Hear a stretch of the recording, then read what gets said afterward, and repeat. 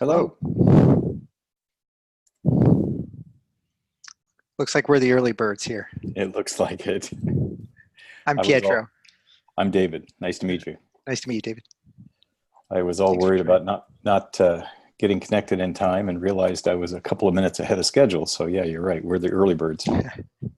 Nice to have it that way than the other way around, right? No kidding. Yeah. Well, this has been an interesting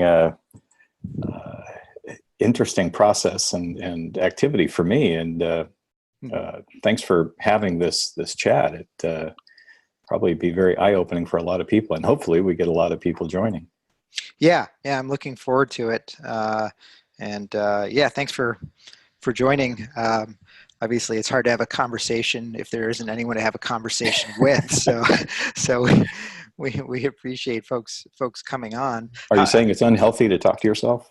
Well, no, I wouldn't say that. I think it's always a matter of degree. Sure. Yeah. So have you been playing for a while? Just joined recently. In fact, I had an exchange on Twitter with somebody on the Eyes on All's account.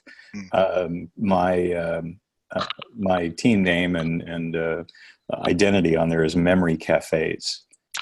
Yeah, right. Memory Cafe directory.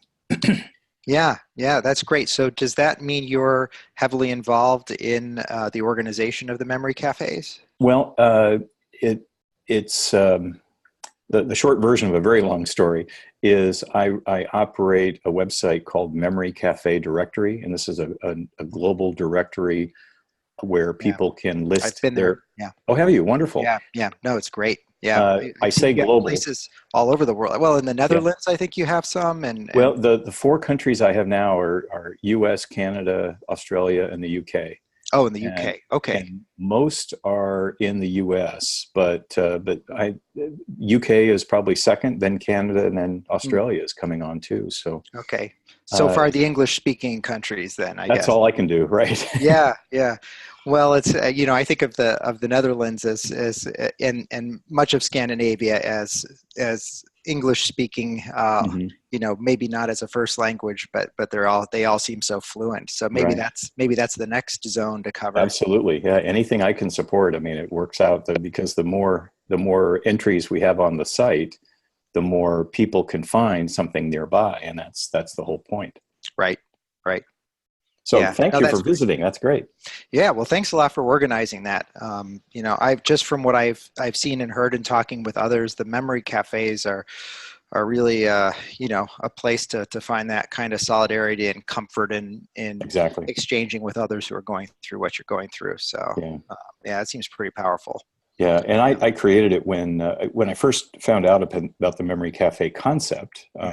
Easy to find information to do research on them, but I couldn't find an easy way to find them, nearby. This organization might have a website with 2 or 3, and that library system in Illinois might have a few. And so I just created a central location, and now everybody just comes to me, and I get them listed as quickly as possible. Yeah, I mean, I think being a connector is it's underrated. It's a very powerful thing. Very satisfying. Yeah, that's great.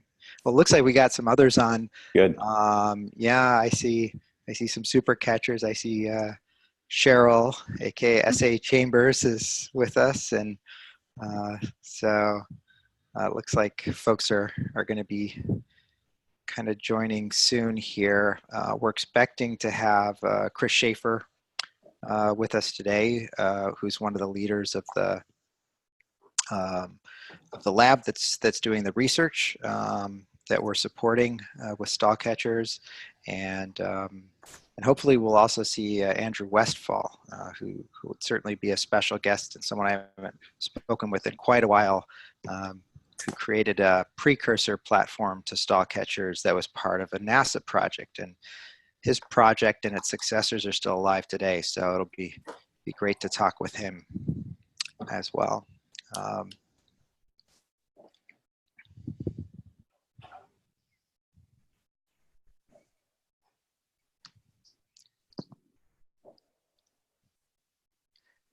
So Cheryl, I see you unmuted. I might be able to hear your voice. I don't know. I don't think I unmuted. Oh, did I? No, no, yes, I can hear you. Okay, yeah, yeah. Thanks a lot for joining. Great to have you here. This is my first time using Zoom, so I'm just kind of poking around and seeing what. Yeah, right, right. Yeah, yeah. It's a colleague turned us on to it, and it seems to be working. But then others have suggested that Facebook might be more familiar for some folks. So we'll try to figure out what works best. This is our first time kind of just doing an informal hangout like this, as opposed to a challenge event. I can't speak for the Facebook platform, but I've used Skype before, and I really like Zoom because even if there are situations where you have some narrow bandwidth, Zoom seems to handle that much better than Skype does. Okay. Skype gets a little more temperamental, at least in my experience, more temperamental more easily, and Zoom just blows right through it. So I'm really pleased with the Zoom platform. Okay, all right. We'll make note of that. Yeah, yeah. Thanks for that feedback. Sure, that's helpful. Yeah. So it looks like the exalted Agla is on. I guess she's pulling the strings in the background. She's going to be our virtual camera person and director here. Everything I say will just be words that she feeds to me. Okay, well, maybe not at that level of direction, but probably not far from the mark. And so, I mean, many of you know Agla from, she sometimes goes by the handle that looks like Seplut, and that shows up sometimes in the chat box. I think that's the handle she uses there.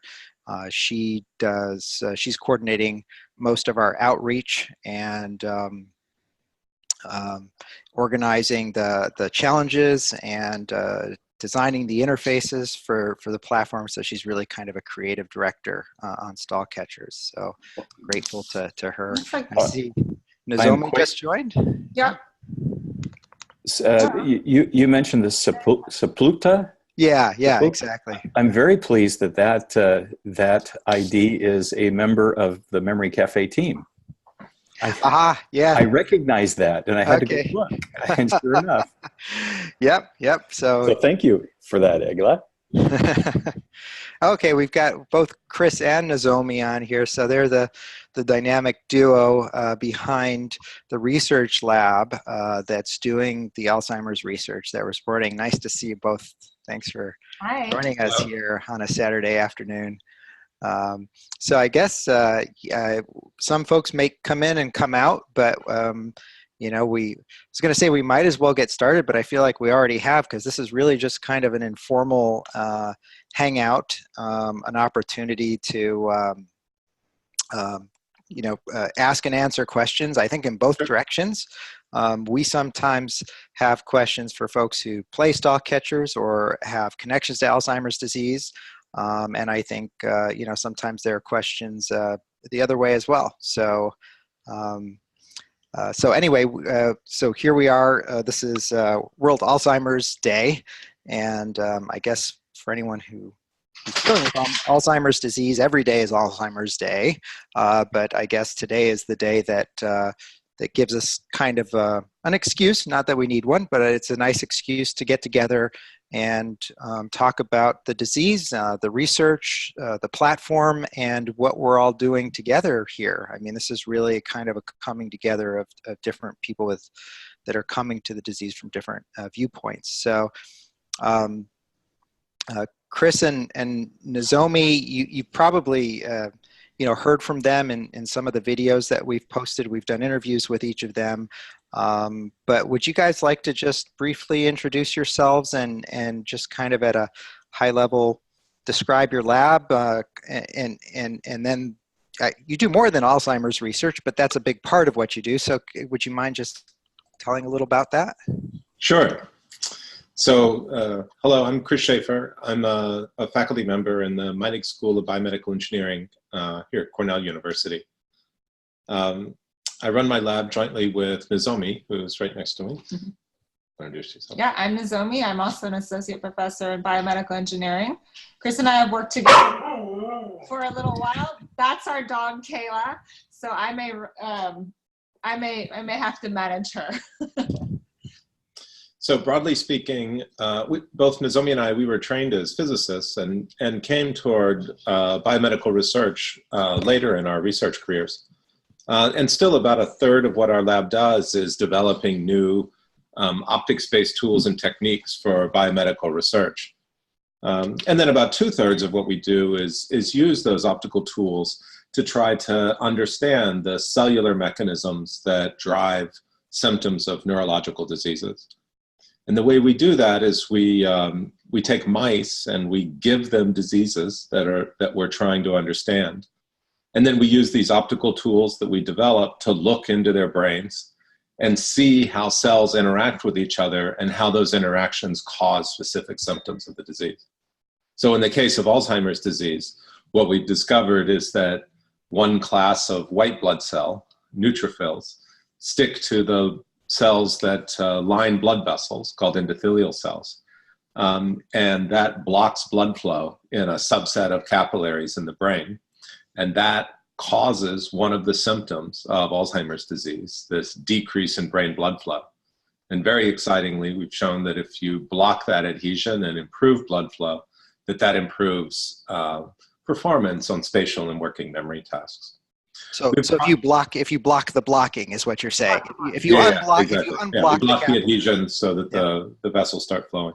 So that project on Alzheimer's disease is an example of the kind of approach we often take towards scientific questions, where we use these new optics-based tools that we develop to try to answer questions often that are not, the question we came up with isn't particularly innovative. Like here, people have known there's a decrease in brain blood flow in Alzheimer's disease for a long time. So it's more that we took a new approach to trying to answer that question. And it was because of those new techniques that we discovered a phenomenon that people hadn't been able to see before. So this reminds me a bit of Galileo, right? I mean, so Galileo, was looking at the heavens and he saw some things that, the wandering things that ultimately were called planets, which I think means literally wanderer, and wanted to better understand what these things were. They didn't quite look like pinpoints of light. They didn't twinkle the way the other stars twinkle. They were more solid. But by creating the telescope as an apparatus, as a tool, then he was able to open up this window into a whole new world and understand the universe in a whole new way. And it sounds to me like, coming from a physics background, maybe you can relate a bit to that perspective, that the tools are so powerful and open a whole new window into the science of Alzheimer's disease. Right. So yeah, thank you for the comparison. But I would say, there are many cases where technology, the development of new technology in scientific, kind of instrumentation, leads to those kinds of advances because it allows us to look at things and study and understand things in new ways. And this is definitely an example of that with our work in Alzheimer's. And we have projects that have a similar kind of character that are examining aspects of spinal cord injury, aspects of microvascular stroke, and as well as trying to develop kind of next generation neuroprosthetics. So yes, Alzheimer's isn't all of what our lab does, but it's a good fraction, probably a quarter of our effort is around this, trying to understand the cause and the consequence of blood flow disruptions in Alzheimer's disease. I wonder if you could briefly mention who Oliver Bracco is and what his role has been in your Alzheimer's research. Yes, so Oliver came to us as a what's called a postdoc. So this is a period of continued training that people who are going to become independent researchers typically go through after completing a doctorate degree. So Oliver came to us as a postdoc and now has been promoted to what we call a research associate. But Oliver had a lot of expertise in studying how different kinds of impacts on the brain affected the behavior of animals. He had done the work mostly around stroke and about the loss of memory function that's sometimes been associated with stroke. And at the time in this Alzheimer's work, We had just figured out a way to be able to cause these stalled capillaries to start flowing again. And we knew that that improved blood flow, but we didn't know yet whether or not that blood flow improvement would lead to any kind of improvement in the disease, either improvement in pathology or improvement in memory performance.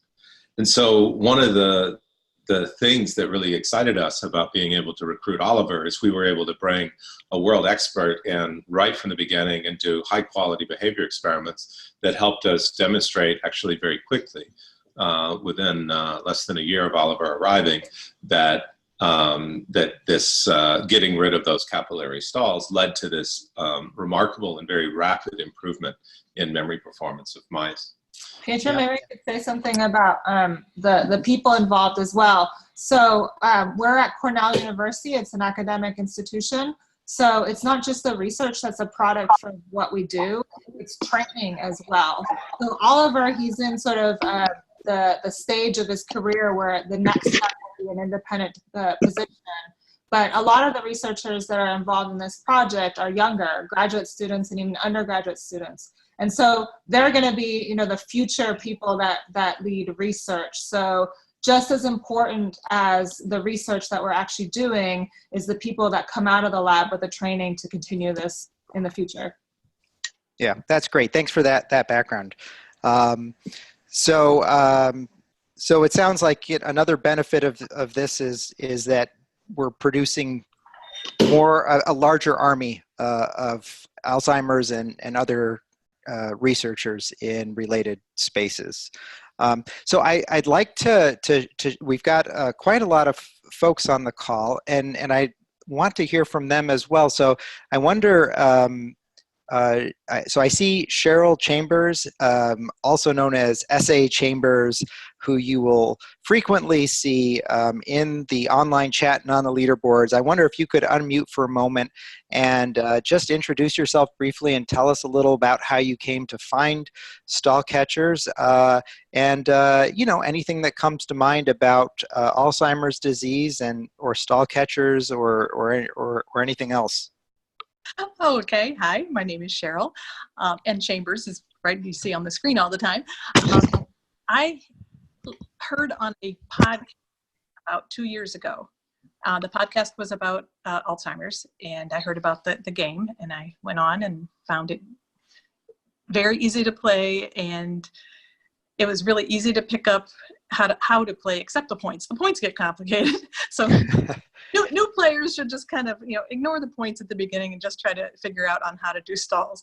But so anyway, I was a researcher myself for 33 years out in Connecticut for a biotech firm, and I did a lot of microscope work at the beginning, but it was all at the end. It was all dissecting scope. I worked with corn. I did corn tissue culture, transformation, and regeneration.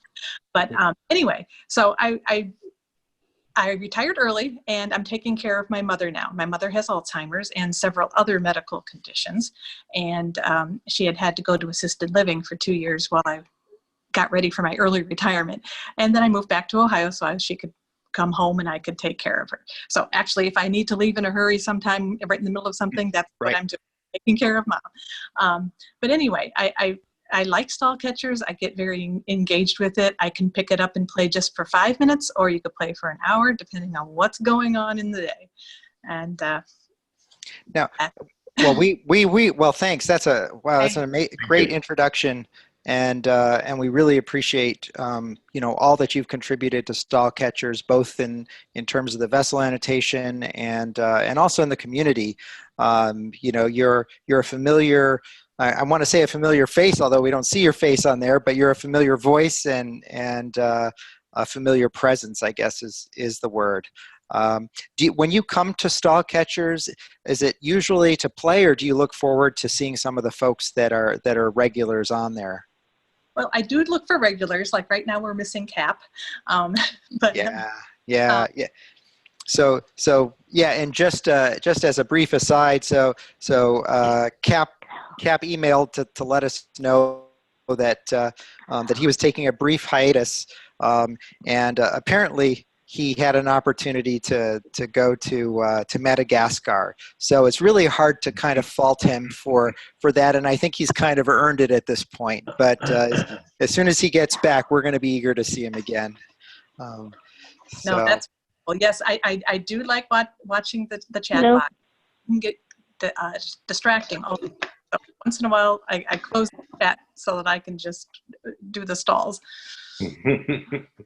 right. Well, thanks again. So I see someone I haven't heard from directly in a while, which is it looks like Guy Calkins is with us. How are you doing, Guy?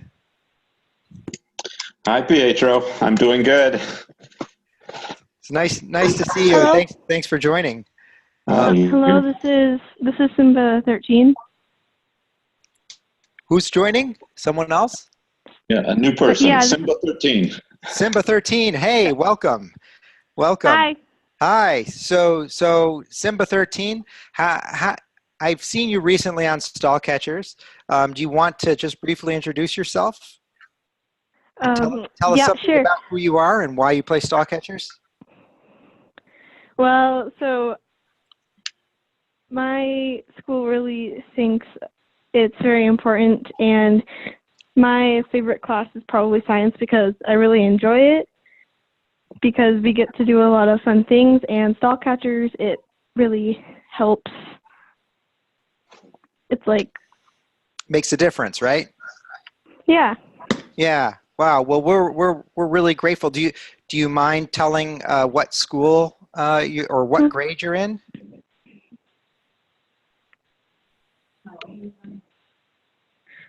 Sorry.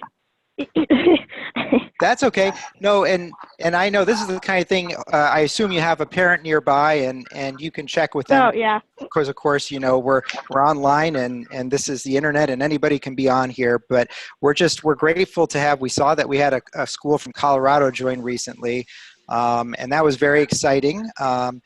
There was also a lot of excitement on the chat. Well, that's how we can tell when a new school joins. The chat gets chatty. So it's great to have you here, and we really appreciate your playing. What's your favorite thing about the actual activity of playing Stall Catchers? I think it's really fun just to, I mean, it's cool too. You get to actually kind of learn about it. If you don't know what it is, you can still do good. Because, I mean, it's not a win or lose game. It's fun. Yeah, right. That's a good way. It's not a win or lose game. It's an everybody wins kind of game. I like that. Exactly. Yeah. Do you know anyone who has Alzheimer's disease?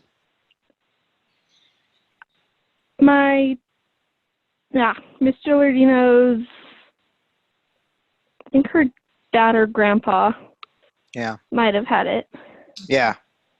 Yeah, usually if we don't know someone directly who has it, we know someone who knows someone, right? So it's pretty common that way. Well, thanks so much for joining the call, and feel free to jump in with any comments or questions. We were just hearing from Guy Calkins, who's been with the project for a long time, and Guy helped us. We had this big Megathon event last April, and he helped us promote the event so we could reach a lot of people and new folks who had never played the game before. So what's going on with you these days, Guy? How's everything? Things are good. My wife and I have recently moved. We left the Western New York area and moved to Tennessee, which I think you knew about in the background. So we're enjoying our new life down here. We just got here a month ago. But we're also, I do log in just about every day still, so I have been around. Unfortunately, the freeze-ups seem to continuing to be a problem for me. Yeah. It doesn't seem to slow down some of the other people as much, but I can only get 50 to 80 annotations done, and then the freeze-up locks me out for the rest of a while, and then if I come, hang up and then come back a half an hour or an hour later, I can continue, but it really has been an issue for myself to be able to play on a consistent basis. Yeah, I realize that, and I appreciate you've given us some great material to work with in terms of trying to understand the underlying cause, but it's kind of ironic in the way, you know, the computers and computer systems have gotten so complex now that solving a freezing up problem in stall catchers feels almost as challenging as solving a freezing up problem in human brains that stall catchers is trying to solve. Yeah. And I think, you know, one of the things, and it's another interesting parallel in a way, so I think we've kind of narrowed it down to a situation where there's kind of a loop that it goes into.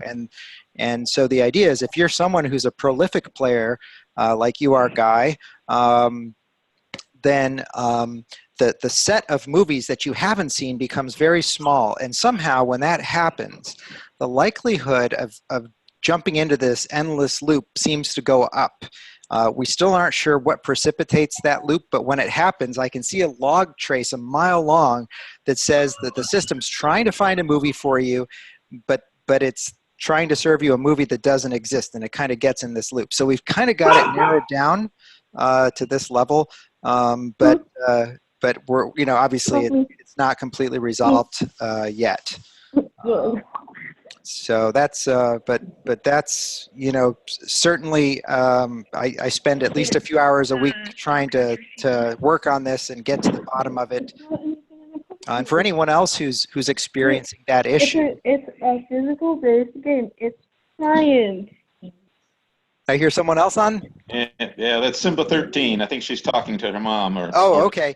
Yeah, so maybe one thing we can all do is just mute when we're not actively talking, and because sometimes there are background sounds on these. I'm usually the guy who forgets to do that and then sneezes and my dog starts barking.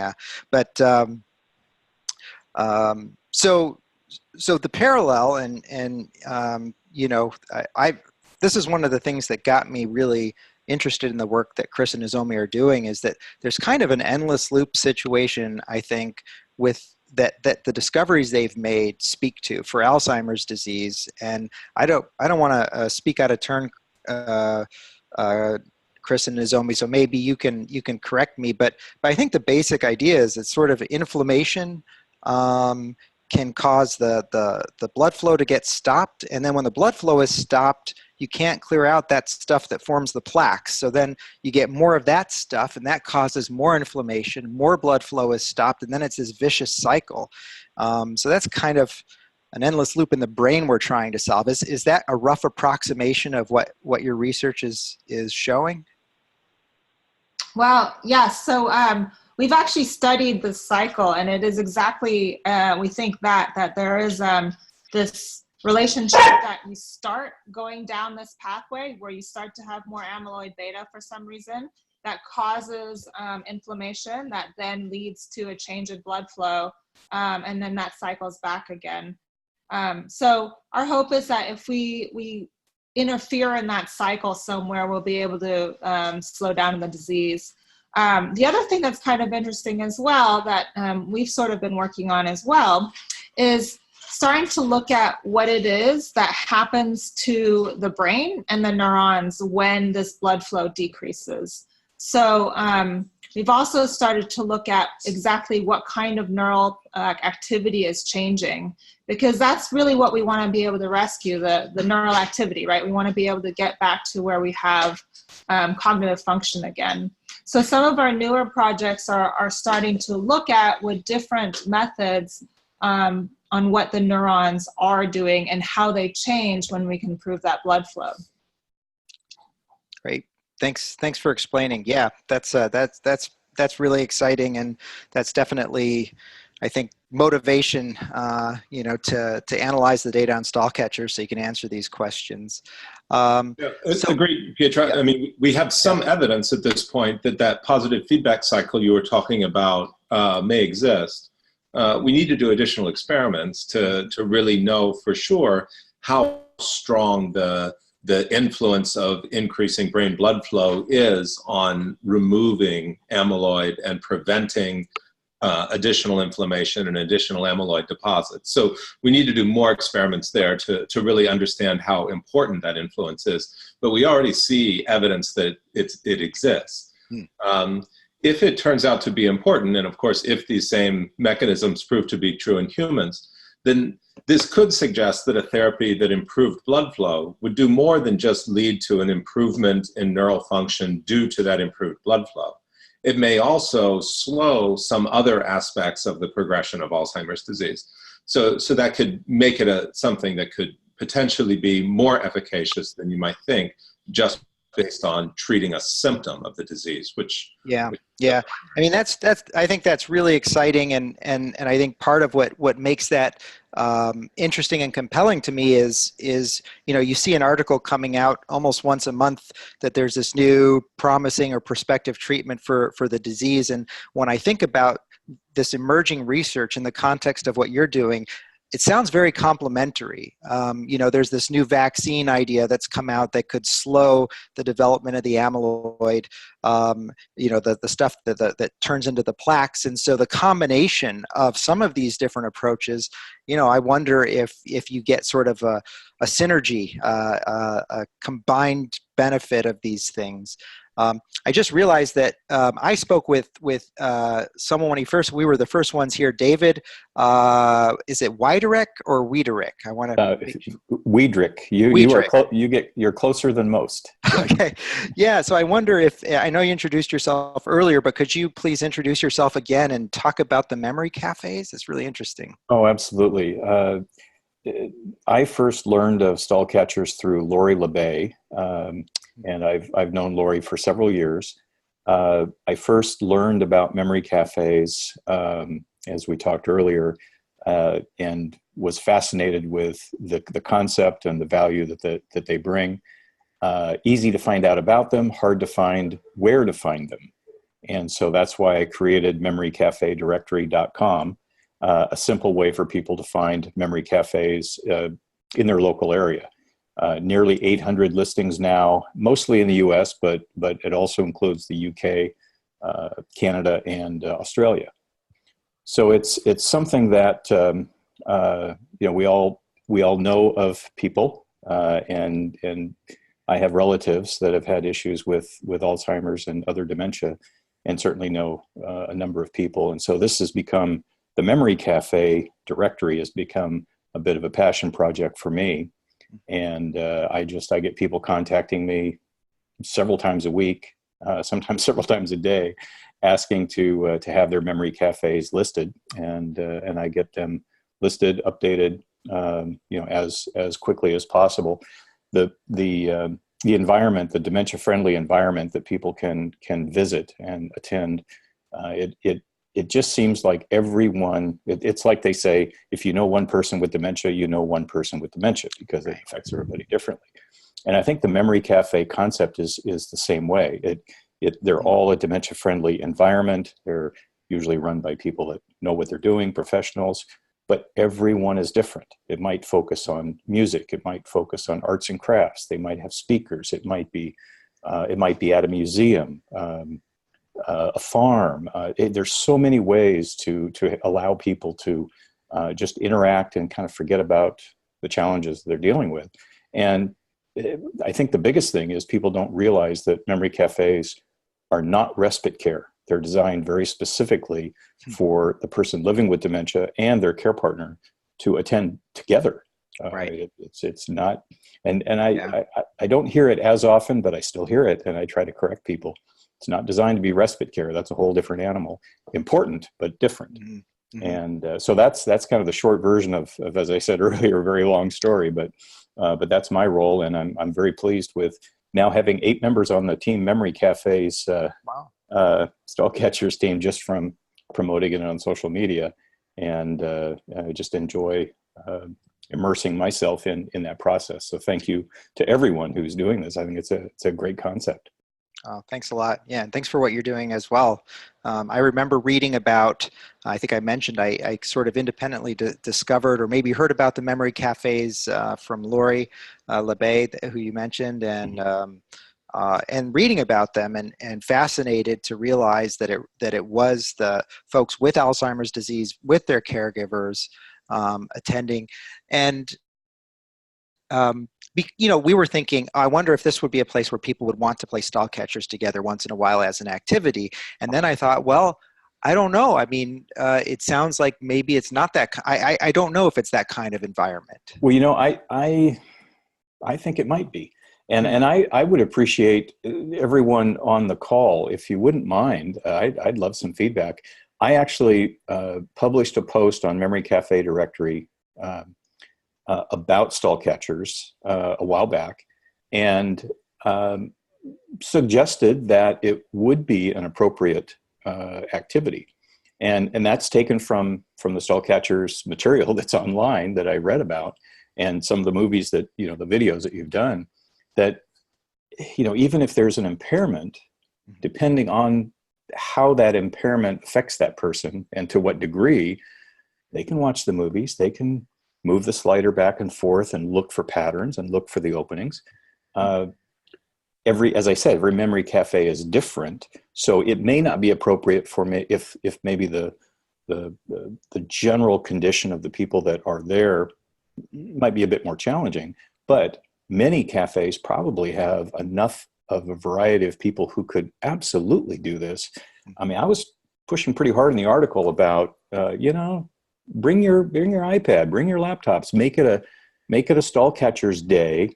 Maybe the next memory cafe next month will be a music day. Maybe the next one will be arts and crafts. But put that into your rotation. Make it an enjoyable, and work on it together. So anyway, if you haven't seen the post on memorycafedirectory.com, I'd encourage you to go look for it, and please weigh in with some comments. If I'm all wet on something, please let me know, because I want to update it. But it was just based on my citizen scientist research, and yeah, may or may not be totally accurate. No, I think I appreciate your kind of doing it in an exploratory way like that. And by there's a chat on Zoom, and I don't know if you can see, there's a chat button at the bottom. If you move your mouse over, if you post the link to your blog post, then it'll make it easy for the folks on here to wonderful. get to it. I will do that as we're talking. Yeah, Okay. that would be great. Thanks. I'd love sure. to see it. And Good suggestion.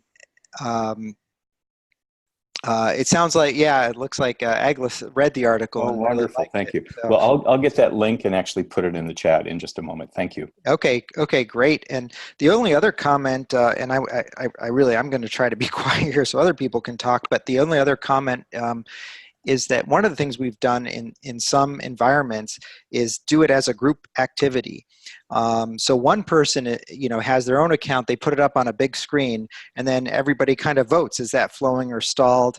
And they do it together. And then some folks walk away and realize, that actually wasn't so hard. I'm going to go home and sign up and do it myself. So that's another maybe more interactive way, because when you get together, it seems like at those cafes that you're there for the kind of the social aspect. Right. That's an interesting observation, because it could actually be more effective in that group setting, depending on what kind of equipment is available, the type of room, how it's set up. It may be better to just have a big screen and people can shout out what they like or don't like. It could be a different kind of interactivity. And actually that is,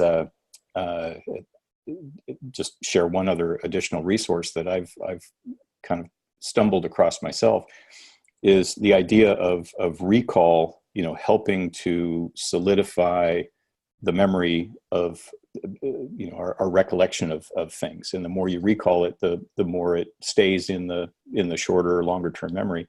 And so I started creating these little phrases and leaving just one word, set off.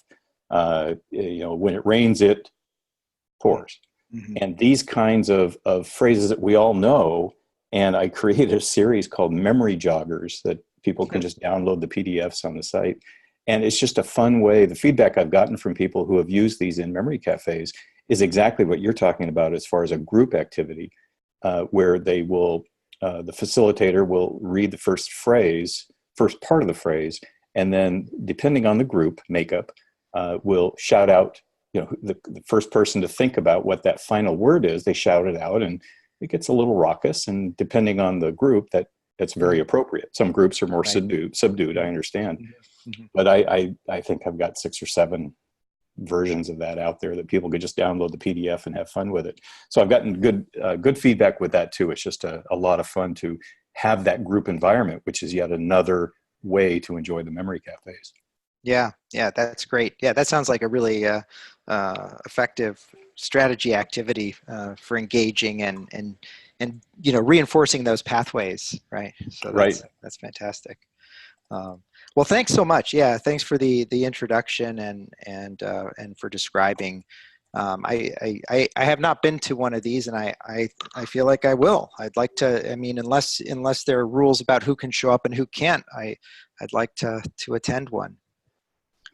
Most of them seem to be open to the public. Some require an RSVP because they serve a lunch or a snack.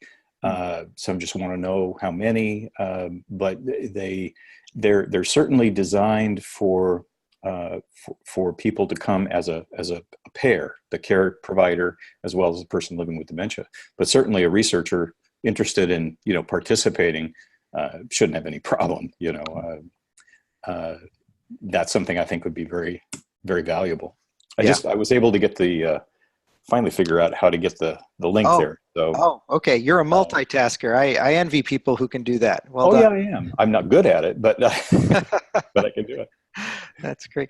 So I see that there's someone on here who's Anon. I'm guessing that's not the first name, and they choose to remain anonymous unless that's someone who already chimed in previously. But feel free. We don't require that you say who you are if you want to say something or ask a question. In fact, I'd like to just kind of open it up to any topics, comments, questions related to stall catchers and Alzheimer's disease.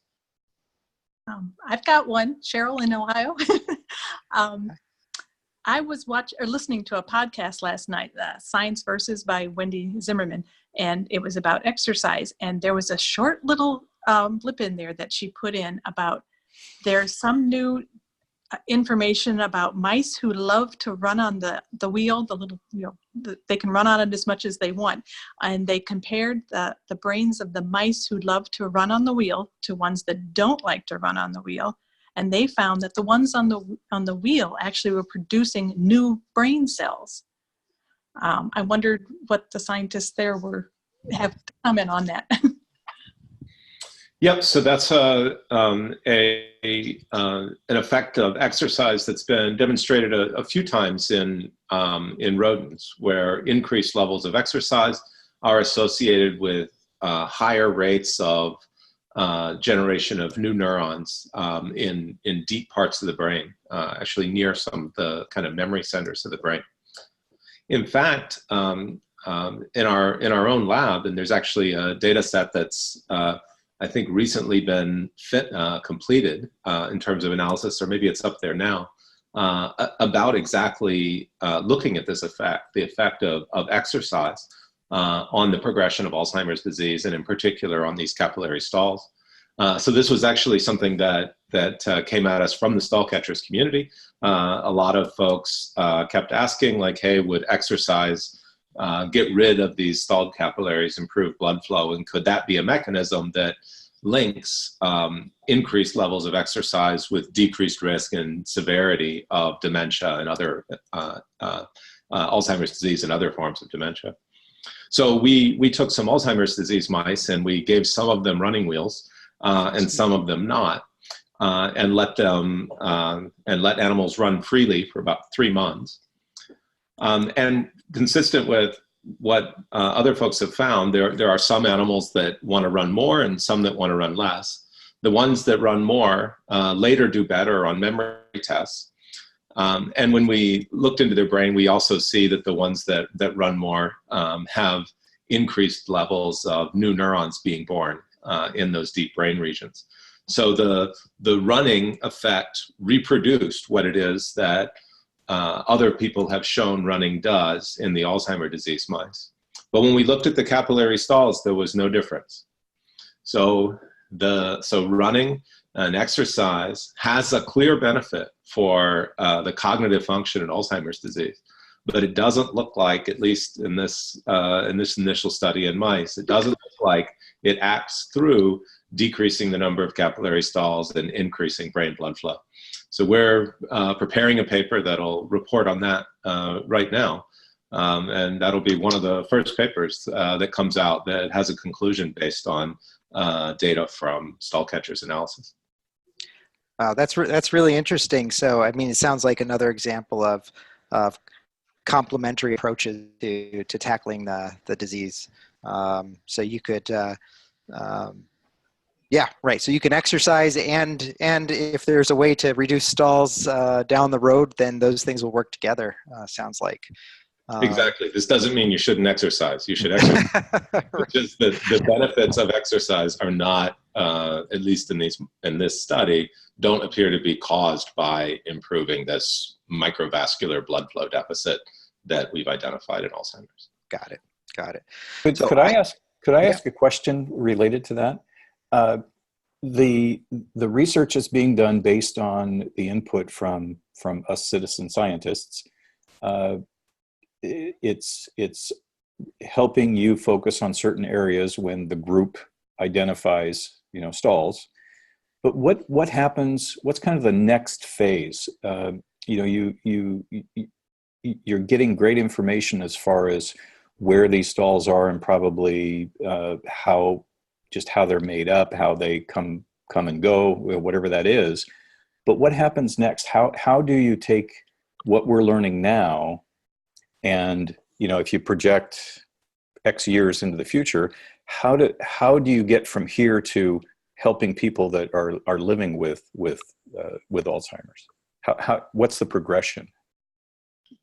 So that's a fantastic question. It has a slightly long answer, so I'll ask you to bear with me. But we actually have 4 directions that we're taking that's building on what we've uncovered so far. And I thought maybe I could quickly describe each one and talk about how it would contribute towards something that could improve outcomes for patients with Alzheimer's disease. So the first is I don't think that that blocking the adhesion of white blood cells is likely to work as a therapy in humans, because it tends to compromise the immune system. And that's what we're doing in the Alzheimer's disease mice. But there are a bunch of drugs that have already either passed phase 1 trials in humans or are on the market that, based on how they work, we think they might block that neutrophil adhesion.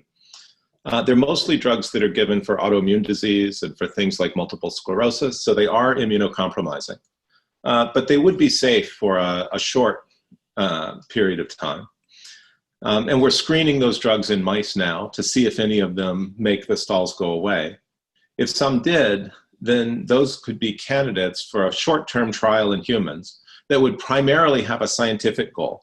Would want to know, if we gave the drug, did blood flow improve? And if blood flow improved, did that look like it improved memory function? The goal of that would be to put the wind behind the sails for an effort to really figure out a way to solve this issue in Alzheimer's disease, because it would tell us that this isn't just something in mice, it's something in humans too. So that's one study that's underway. The second major direction is trying to identify that good drug target.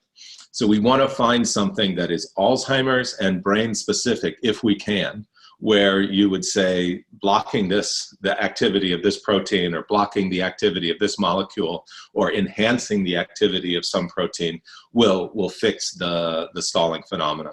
So that's been some of these studies where you've seen a NOx data set, or a PARP data set, or a VEGF data set.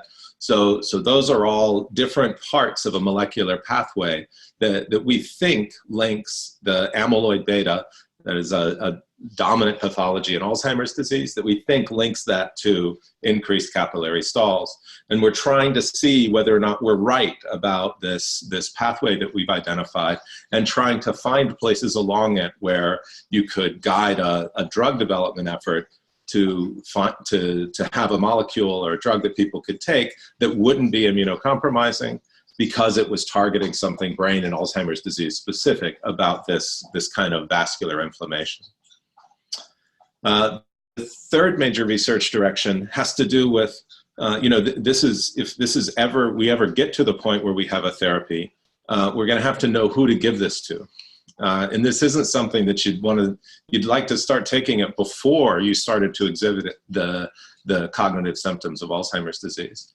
So we'd like to go and identify what might be some risk factors that suggest you would have an increased level of this capillary stalling phenomenon. And we know that a lot of the dominant risk factors for dementia and for Alzheimer's disease are cardiovascular in nature. It's like high blood pressure and high cholesterol and diabetes or insulin resistance and obesity. And so we thought maybe those cardiovascular risk factors could increase vascular inflammation and capillary plugging. And that could be why they make dementia and Alzheimer's disease worse. And if that was true, then people with those conditions would be candidates for, people who should take any kind of therapy we later identify early on.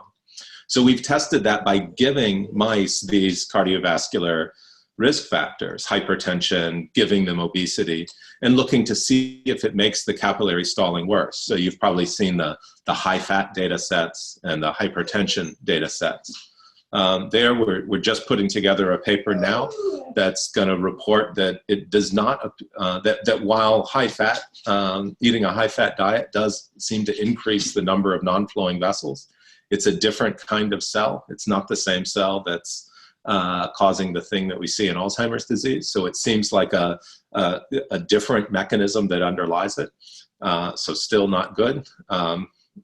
In hypertension, we have preliminary data suggesting that hypothesis that the hypertension is making that Alzheimer's phenomena worse looks to be true.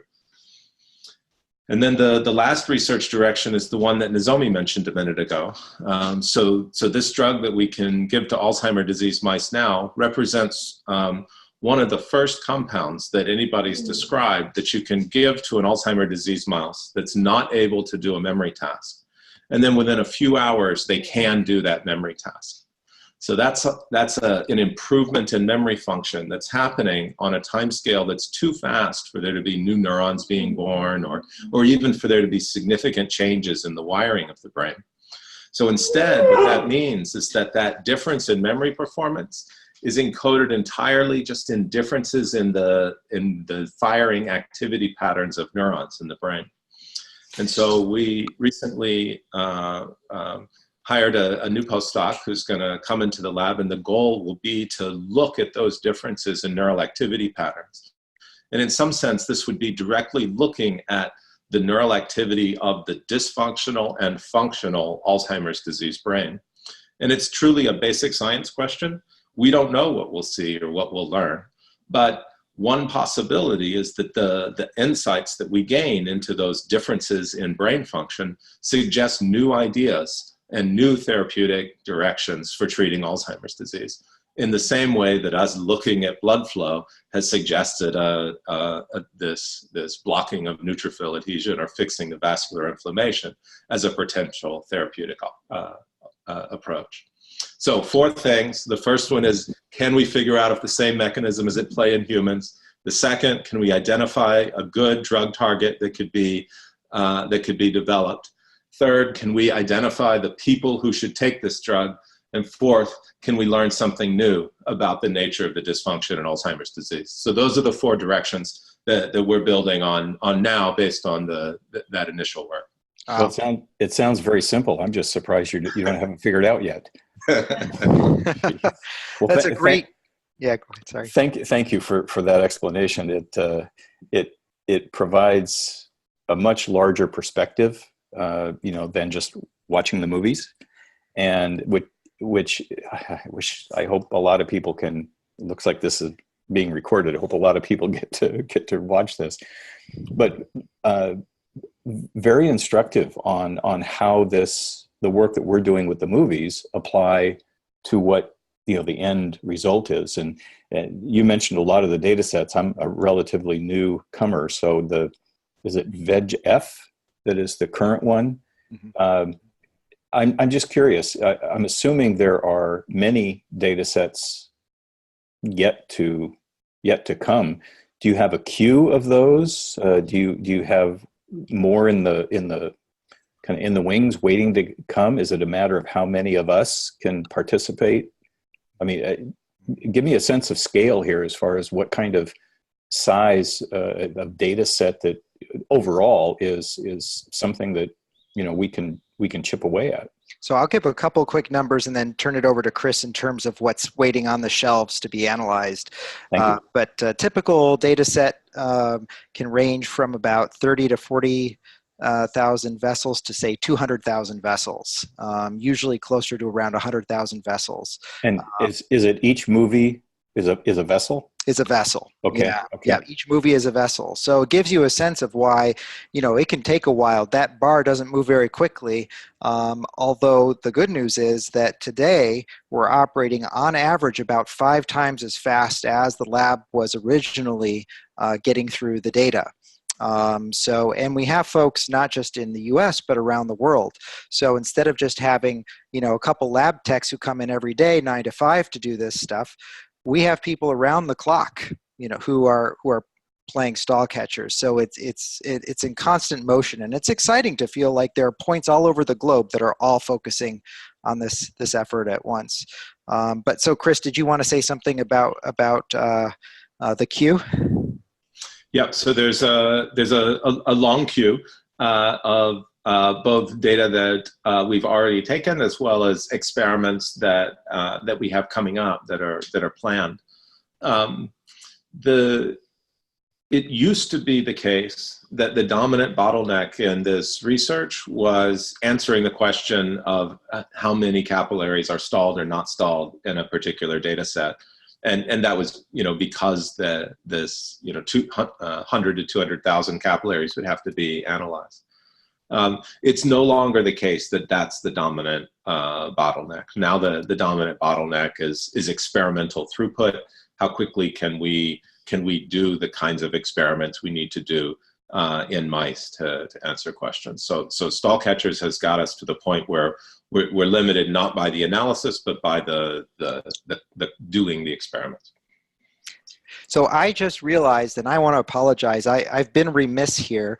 I think ChairStar, I think you joined just shortly after we began, and we went around and did introductions, but ChairStar is also one of our super catchers, and I wonder if you could briefly unmute and introduce. It looks like you are unmuted, and introduce yourself to the group.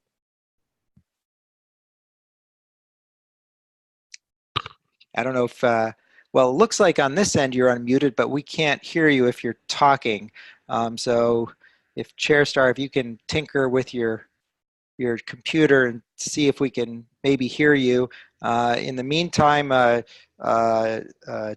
ChairStar has been profiled in a blog post that Agla wrote. It's a really great one. And he said, he just, on the chat, he posted he doesn't have a mic. Okay. Well, if you want to just type in a few words, then we can look for that as we move along here. But it's certainly great to have you on the call. You've been a tremendous contributor and a great presence in the chat, and so we're grateful for all you've done for stall catchers. So thanks. Yes, thank you for all your help. So, you know, the exciting thing for me about meeting folks who are caregivers for people that I've heard lots of personal stories about what it's like to be a caregiver for someone with the disease, and one of the things that surprised me was learning that even sometimes in the mid to later stages of the disease, there are these moments of lucidity.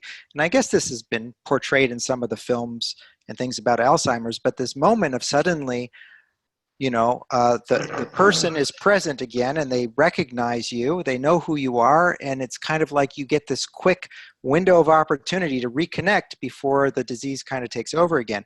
And, you know, and it doesn't take a neuroscientist or a cognitive scientist to realize what that means. It means that the memories are still there. That's the only way that can happen. So the memories aren't gone. We're just somehow blocked from getting to them. And so, you know, Chris, what you described about the mouse experiments and restoring those memories in just a short amount of time, just kind of was a reminder of this phenomenon. And I think for me, that, and I don't know, maybe there's a term in the Alzheimer's sort of folksonomy about what you call those moments of lucidity, but whatever that is, or whatever that's called, that, to me, that's a big hopeful aspect of the disease. Yeah, I agree completely. Those moments of lucidity suggest that the underlying neural substrate to still be able to recall some memories, to be able to, for periods of time, form new memories is still there. And something is happening that is reawakening for a period of time, that capability. You know, when you have a new phenomenon that you've uncovered in a disease, you know, you can of course run the risk of assuming that everything that happens in the disease is due to the phenomenon you uncovered.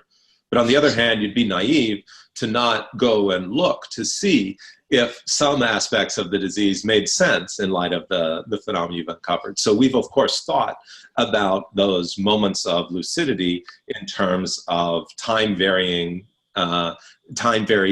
in the number of capillaries that are stalled. And I can tell you two things that we know that don't definitively say one way or another whether this could be a contributing factor, but it also doesn't rule it out. So we're continuing to think about it. So first, we know that the mice vary quite a bit as well day to day in their performance on memory tasks. And we also know that mice vary quite a bit day to day in the fraction of capillaries that are stalled.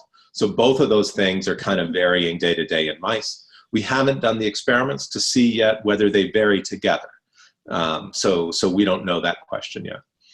The other thing we know is that in patients with Alzheimer's disease, there's a phenomenon that's often called sundowning, where people's cognitive performance and memory function seems to get noticeably worse towards the end of the day as compared to the beginning of the day.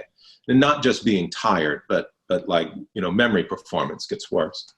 And this is somewhat replicated in mouse models of Alzheimer's disease, although it's a little controversial how well it's replicated in the behavior.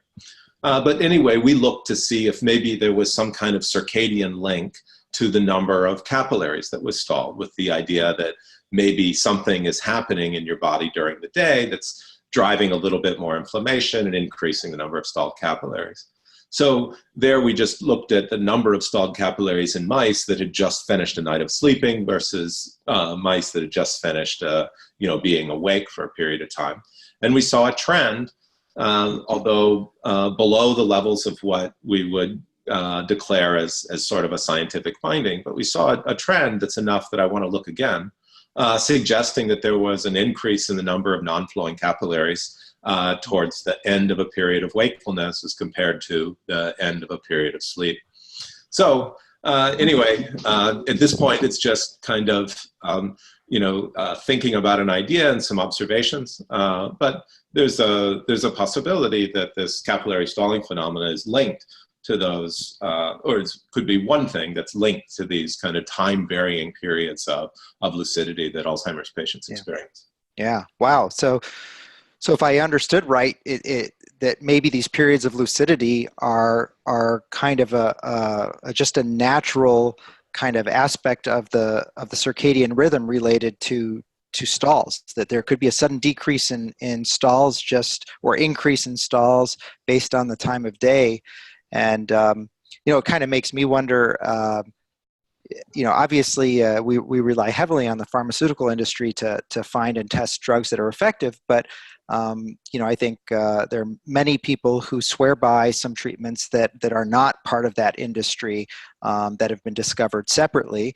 and that can be very effective. And it sort of makes you wonder, you know, is a moment of lucidity because someone had a meal that had the right sort of compounds in that meal that were anti-inflammatory and maybe release some stalls. You know, they just had a lot of they had a smoothie, and suddenly, you know, half the stalls are released. So it's kind of interesting to think about what might be possible and what we could learn by, you know, the kind of this move toward precision medicine where people do more self-tracking. They track their diets and they track their symptoms with respect to their diets and other things going on in their lives and their environment to see, you know, what might be going on. I do want to open it back up. Looks like wow, the hour has gone by pretty quickly. So does anyone else have any questions or comments? I would just like to make an offer to all the stall catchers, researchers. You have the link to the story that I put up, and hopefully I didn't misrepresent anything in that. But I wanted to offer to have, if there are key points in time where there is something that you'd like to share with people who come to Memory Cafe Directory. I have recently started a guest author section, mostly people who have written books. But if there is some sort of opportunity that you'd like to take advantage of for sharing a breakthrough, a new data set, you know, whatever you feel is kind of significant, I'd welcome that from any of you if you'd like to pen something for me to share on the site. And keep in mind, these are everyday people, so we need it dumbed down so we can really understand what it is that is being accomplished. But that's an open invitation if you'd like to use that as a platform whenever you feel it's you've got something significant to share. I'd welcome it any time. We have a mechanism for communicating called AGLA. Because her background is molecular biology, but it's also science communication. I think Chris does an amazing job of explaining these concepts. Yes. But I think, to reach the broadest possible audience, whether it's Chris or me or someone else describing something, sometimes getting someone who spends a lot of time and has experience in writing to a general audience, I think I would highly recommend EGLA for that as well. And I saw that we're almost out of time, but I saw Chair Star asked a question. He is asking, Chris, I don't know if you can see it on the chat, about the difference between short and long-term memory issues and whether stalls might be implicated or how to study that.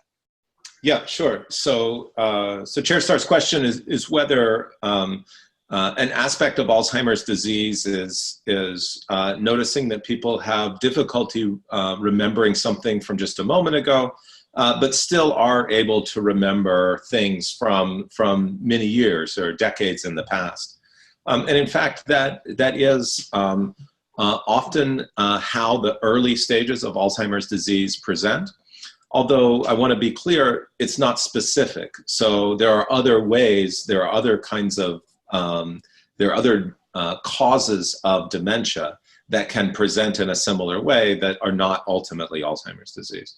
But it is common in people in early stages of Alzheimer's disease where you'll notice a seemingly normal conversation.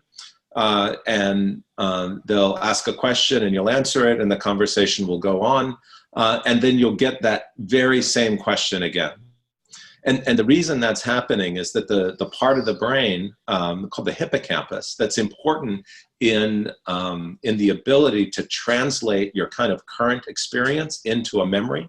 So that ability to take what's happening to you now, that kind of sensory input, and convert it into a memory. The hippocampus is critical for that process. And the hippocampus is the part of the brain that tends to be affected most early in Alzheimer's disease. So that kind of ability to convert current experience into a memory is broken first.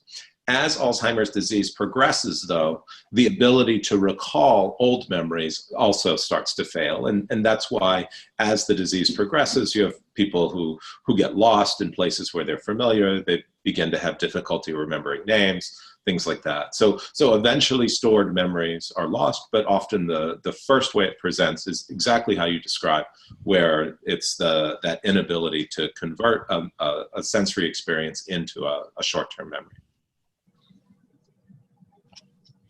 Thanks, Chris. Yeah, and thanks also from Chair Star IC. So I think we're at the end of our hour. I really want to express my gratitude to everyone here, to Egla for coming up with the idea of doing this hangout. It's nice to just be able to kind of come together and you know, talk about whatever's on our minds related to stalk catchers and Alzheimer's disease. Obviously, we're grateful to everyone who plays stalk catchers. We're grateful to the folks who are doing the biomedical research about the disease, and to everyone who kind of spreads the word about how we can come together and work on this together, you know, as a global team. I think for me, that's you know, one of the most exciting aspects of being part of this. I also want to, so I think we had hoped Andrew Westfall was going to make it on the call. I'll quickly mention, Andrew is part of the reason Stalk Catchers exists. He's a space scientist at UC Berkeley who's worked on some NASA projects, and in 2006 they launched a platform called Stardust at Home with a virtual microscope to look through aerogel that had been flown through the tail of a comet to find interstellar dust particles. And over a period of 6 or 7 years, 30,000 so-called dusters found 7 interstellar dust particles that allowed them to analyze those dust particles and then changed our understanding of the origins of the universe. It was published in, I think, Science or Nature. And without the help of those 30,000 dusters, they calculate it would have taken them 100 years to sort through all those images. So our prototype version of Stalk Catchers was built on Andrew's platform. We literally took Chris and Nozomi's data and put it into Stardust at Home to test the concept, and that was and it worked out. It worked out of the box. We said, okay, I think we're onto something here. And Chris, I remember when you first played it, I think your first comment was, "This is easier to use than what we're using in the lab to analyze these data." So we knew we had something good there. So I just want to acknowledge Andrew, and Andrew has a personal connection to the disease. And he was just absolutely material in the development of Stalk Catchers. So, you know, this is a project of, by, and for the people. It exists because everyone's come out and said, let's, you know, enough is enough. Let's do something about this. So thanks again for the hangout. Hope you all will join the next one. I'm guessing we'll have another one, Agla, as long as she agrees. And we'll look forward to talking with you next time. Very nice. Thank you. Take care. Bye now.